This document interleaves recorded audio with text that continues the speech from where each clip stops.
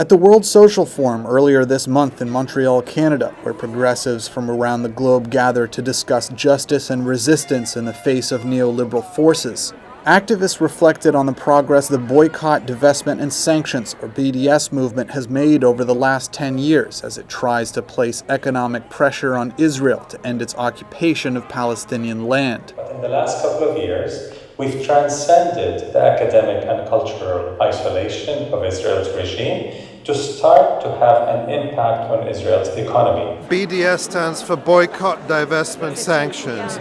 Boycott has been incredibly successful because it's popular, it's civil society.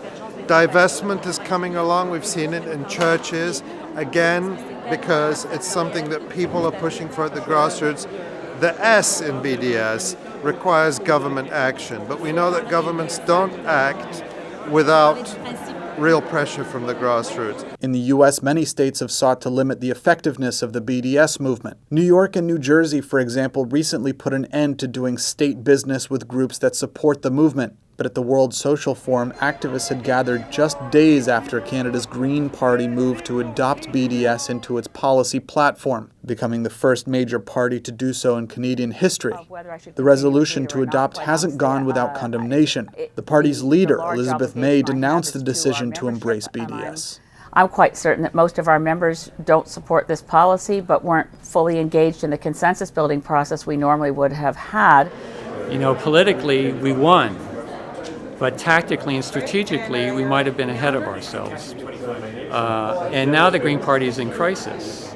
Scott Weinstein of Independent Jewish Voices in Montreal has worked with a number of groups to get them to adopt BDS, but he fears efforts to force the measure onto the Green Party platform may have been premature. Because generally speaking, when we work with organizations in one capacity or another to approve BDS as a tactic, we do a lot of education for a year or so with them, with their membership and all that. So by the time they take the vote, they really know what they're voting on. We did not do that with the Green Party. And I think that was a tactical mistake on the part of the people who introduced, and the groups behind them who introduced the resolution. But others blame the leadership unequivocally for not adopting a measure that they feel is overdue on the left in Canada. Because polls have shown that some 16-17% of Canadians sympathize with the Palestinian people. Roughly an equal percentage, this is from a poll in 2014, sympathize with Israel, and the rest don't declare themselves to be more sympathetic to one side or the other. And this was before in the war in Gaza in 2014, when 551 Palestinian children were killed. Dimitri Lascaris, a Green Party justice critic and board member of the Real News Network, is among a group of Green Party officials who've grown frustrated with the Green Party and its reluctance to fully embrace progressive positions. In our parliament, there is no voice for the millions of Canadians who care deeply about the plight of the Palestinian people. Alex Tyrrell, leader of the Green Party of Quebec, is also disappointed with the stance Elizabeth May has taken and says the disagreement reflects a larger schism within the party. There's definitely a certain amount of divide in the Green Party of Canada right now, and I think that the person that's really pushing this divide is the leader of the party. I've faced a lot of opposition for being a socialist within the Green movement, especially from the Green Party of Canada. The thing about the Green Party of Canada is that the membership is actually far more progressive than the leadership.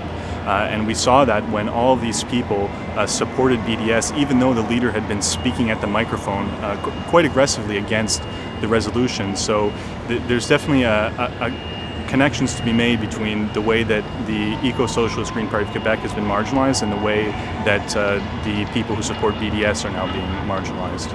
The question now for Canada, along with many other countries around the world, is can that pressure be sustained to the point of victory for the BDS movement? In the end, the BDS movement, which is 10 years old now, has gained momentum as some of the world's largest pension funds, for example, have started to pull out their investments from Israeli and international organizations involved in the occupation.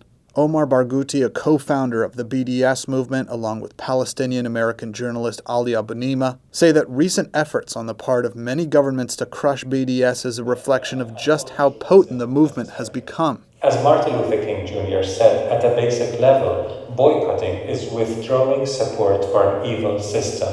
Think about that. That is not heroic. That is not charitable. It's a profound moral obligation to end complicity in an unjust system. But I think it will be an outgrowth of popular pressure. Governments respond to that. They don't give anything away for free. For example, the European Union requiring labeling of settlement goods. It's a very minimal step, but it only came because of pressure. So the more that pressure is, the more we can demand of governments and the more they'll have to give. The key demand from governments really is to end the arms trade with Israel, because it's that arms trade that permits Israel to steal Palestinian land, to build settlements, to besiege and bombard Gaza. So that's one of the key ways governments are complicit, and we're seeing a lot of pressure for an arms embargo.